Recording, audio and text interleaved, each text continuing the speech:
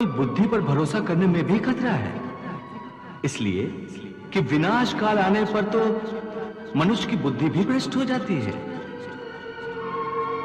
अर्थात जब विपरीत समय आता है तो मनुष्य की अपनी बुद्धि ही उसे गलत रास्ते पर ले जाती है। हे मधुसूदन, मनुष्य न तो अपने मन की इच्छा अनुसार कर्म करे, न ही बुद्धि की सलाह माने, तो फिर मनुष्य बेचारा करे तो क्या करे? ऐसी स्थिति में अपनी प्रवृत्ति के विरुद्ध कोई कैसे जीवन व्यतीत करेगा? हे मधुसूदन, मुक्ति और मोक्ष का रास्ता अपनाने के लिए कोई मनुष्य अपनी प्रवृत्ति को कैसे बदल सकता है? इसका कोई तरीका मुझे बताओ। प्रवृत्ति को बदलने से पहले यह जान लेना आवश्यक है कि प्रवृत्ति कैसे बनती है। अर्थ जो कर्मयोगी होते हैं वो आसक्ति छोड़कर कर्म की सफलता और विफलता में समबुद्धि से काम लेकर योग द्वारा परमात्मा पर आस्था रखकर कर्म करते हैं। इसे ही समत्व योगा कहते हैं। हे पार्थ, ईश्वर को समर्पण करने की भावना से किया हुआ कर्म फल प्राप्ति की कामना से किए हुए कर्म से कई गुना अधिक श्रेष्ठ है। ज्ञानी पुरुष कर्म फल की आशा किए बिना समबुद्धि योग द्वारा कर्म करते हैं और पाप पुण्य आदि भावनाओं से मुक्ति पाते हैं।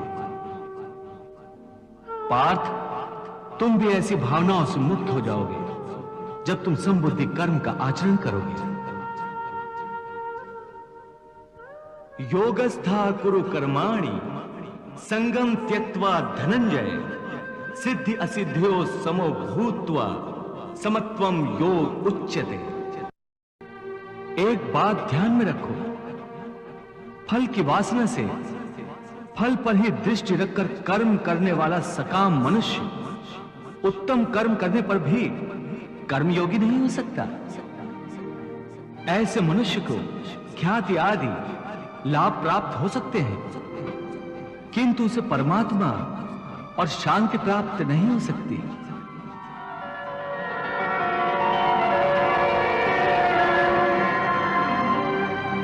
हे केशव, मनुष्य को पाप पुण्य दोनों बंधन कारक है। दोनों से भला बुरा प्रारब्ध बनता है। प्रायश्चित द्वारा पाप से मनुष्य मुक्त हो सकता है, परंतु पुण्य से वो मुक्त कैसे होता?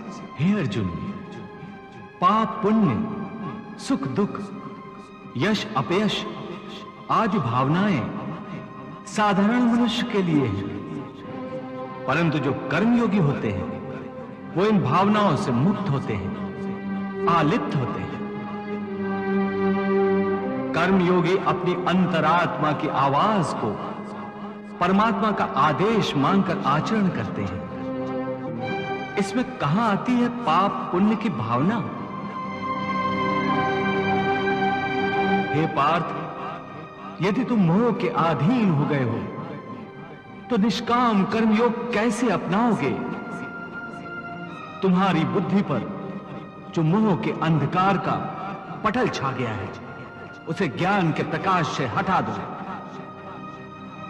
और अपनी बुद्धि को मोह के दलदल से बाहर निकालो। हे पार्थ, यदा ते मोह कलिलम बुद्धिर्व्यतितरिष्यति तदा गन्तासि निर्वेदम श्रोतव्यस्य श्रुतस्य च। हे पार्थ, मोह बुद्धि का अज्ञान होता है और इसी अज्ञान के कारण मनुष्य भौतिक आकर्षण में फंस जाता है। वो जानता नहीं कि देह तथा समस्त भोग नश्वर है, मिथ्या है। जब मनुष्य सत और असत अथवा नित्य और अनित्य का भेद जान जाता है तब वो निरासक्त हो जाता है। उसे किसी भी चीज का आकर्षण नहीं रह जाता। इसका दूसरा अर्थ है मोह का त्याग करना तथा मोह का लोप होने पर मनुष्य किसी भी प्रकार से किसी भी वस्तु की ओर आकर्षित नहीं होता। हे पार्थ, यथार्थ ज्ञान की प्राप्ति होने के बाद मोह का त्याग होता है। आत्मिक योग बल में वृद्धि हो जाती है। योग बल के कारण मन स्थिर हो जाता है।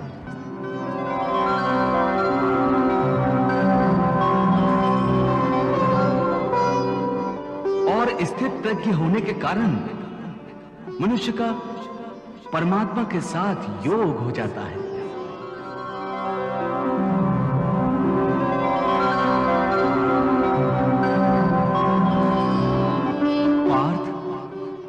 तुम भी आत्मिक योग बल द्वारा अपनी अंतरात्मा में झांककर परमात्मा को देखने का प्रयास करो। समबुद्धि कर्मयोग का आचरण करो और स्थित प्रज्ञ बन जाओ। हे मधुसूदन, ये स्थित प्रज्ञ क्या होता है, इसे समझाओ। पार्थ, दुख भोगते हुए भी जिसके मन में उद्वेग नहीं होता और न ही जो सुख की लालसा रखता है तथा जिसके हृदय में क्रोध, मोह, भय आदि विकारों के लिए कोई स्थान नहीं होता, वो मनुष्य स्थित प्रज्ञ है। दुखेषु अनुद्विग्न मनाः सुखेषु विगत स्पृहा वीत राग भय क्रोधा स्थित धीः मुनिरुच्यते। हे पार्थ, स्थित प्रज्ञ महापुरुष सुख दुख प्रत्येक अवस्था में आत्मिक शांति प्राप्त कर लेता है। परम आनंद में लीन होने से ऐसे मनुष्य को दुख और सुख कभी विचलित नहीं करते। ऐसे स्थित प्रज्ञ मनुष्य का मन उस दिए की भांति होता है जिसकी लौ स्थिर होती है, कभी डोलती नहीं।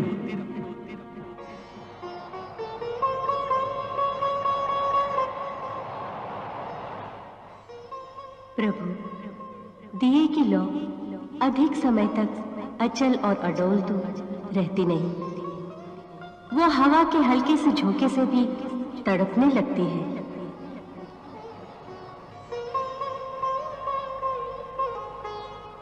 हाँ देवी पार्वती, प्रभु श्री कृष्ण यही तो समझा रहे हैं कि मनुष्य का मन कामनाओं की आंधी में रखे हुए एक दीपक की तरह होता है।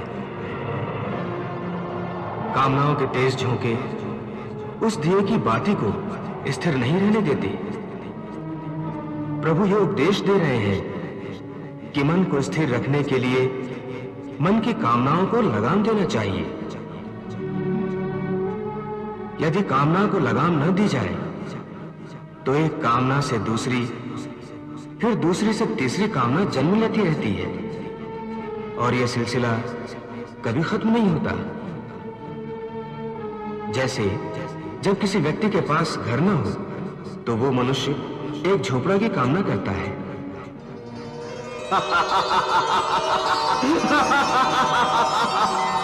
झोपड़ा मिल जाता है तो उससे बड़ा घर चाहता है, फिर उससे भी बड़ा घर, और फिर राजमहल की कामना करता है।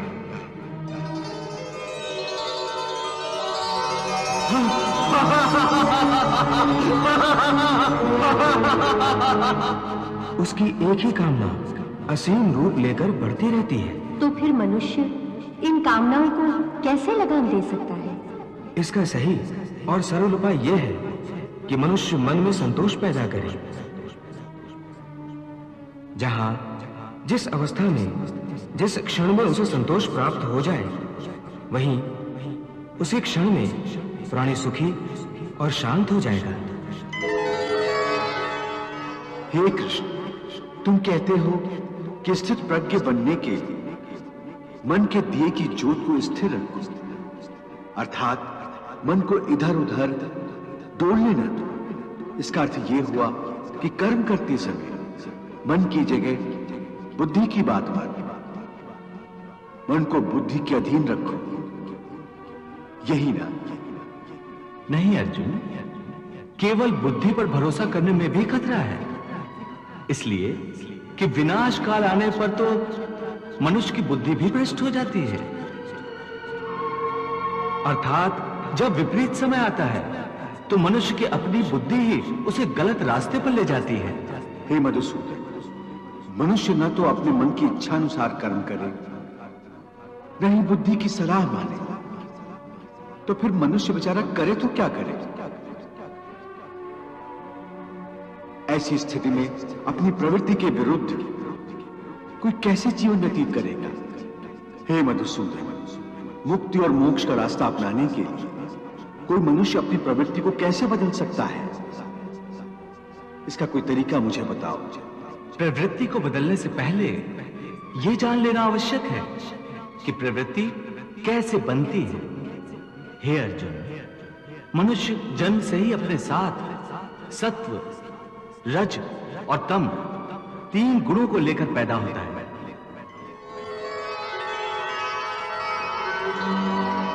इस सृष्टि की रचना इन्हीं 3 गुणों के आधार पर की गई है। इस त्रिगुणात्मक सृष्टि में रहने वाले समस्त प्राणियों में तीनों गुण विद्यमान होते हैं, परंतु हर प्राणी के अंदर इन तीनों में से कोई न कोई एक गुण अधिक प्रधान होता है, और जिस गुण की प्रधानता अधिक होती है उस प्राणी का चरित्र वैसा ही बन जाता है। रजोगुण प्रधान पुरुष को ऐश्वर्य, ठाट बाट और राजपाट की लालसा होती है। तमोगुण वाला आलसी और प्रमादी होता है। द्वेष, क्रोध जैसी नकारात्मक भावनाएं उसमें कूट कूट कर भरी हुई होती हैं। और सत्व गुण वाला? सत्व गुण ही उत्तम गुण है। सात्विक मनुष्य सीधा और सच्चा होता है।